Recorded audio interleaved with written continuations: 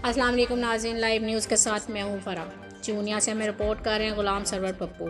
इमाम हुसैन अलैहिस्सलाम के दीन इस्लाम के लिए अजीम कुर्बानी की याद में दीगर शहरियों की तरह चूनिया में भी 9 मुहर्रम अल हराम का मरकज़ी जुलूस सुबह 9 बजे अंदरून किला रूपा सिंह से बरामद हुआ।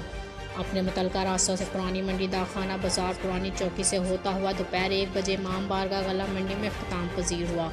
जुलूस में अज़ाज़दारों की बड़ी तादाद ने मातम और नौहवानी की। DPO कसूर राहत नवाज़ मरवत के अहकामात पर DSP चूनिया खालिद असलम और SHO थाना सिटी हाफिज़ यासर ने फुल प्रूफ सिक्योरिटी मुहैया की। असिस्टेंट कमिश्नर चूनिया अदनान बदर की खसूसी हदायत पर म्यूनसिपल कमेटी के अमले की जानिब से भी सफाई सुथराई की बेहतरीन इंतजाम देखने को मिले।